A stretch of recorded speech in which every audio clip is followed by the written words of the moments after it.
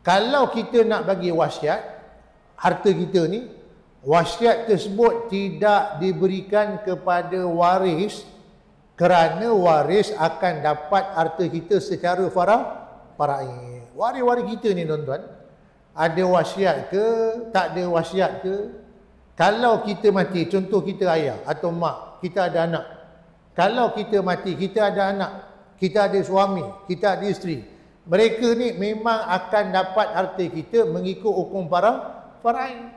Ada wasiat ke, tak ada wasiat, maka tak ada masalah pun kalau tuan-tuan tak buat wasiat. Sebab waris tu memang akan dapat harta kita mengikut hukum faraid.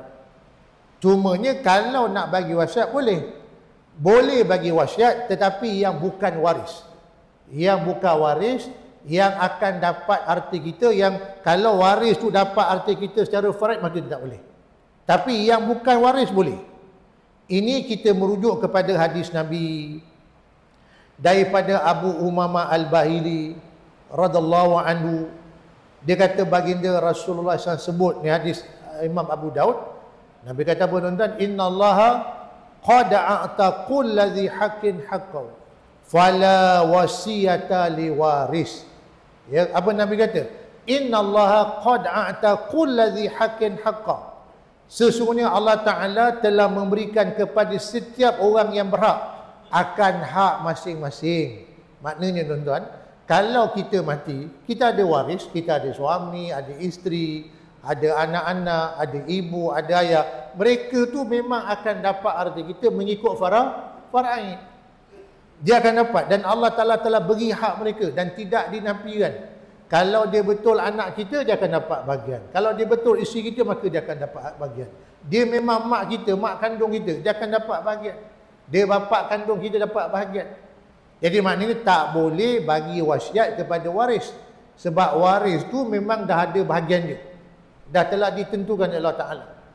Dan Nabi kata, fala wasiata li waris.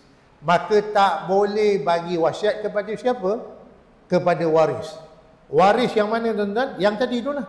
Waris yang mana kalau kita mati, mereka tu memang akan dapat harta kita secara faraid. Jadi mana kalau bagi juga wasiat kepada mereka, sah ke tak sah tuan-tuan?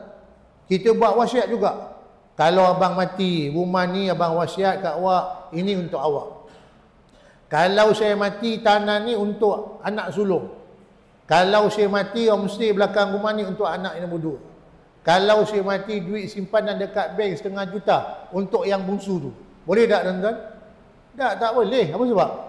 Sebab mereka tu waris kita. Kalau kita mati, memang dia akan dapat harta kita mengikut hukum faraid. Kalau ikut faraid, isteri, suami mati, ada anak, isteri akan dapat 1/8. Dia pula mati, ada mak yang masih hidup, ada ayah dia masih hidup, ya.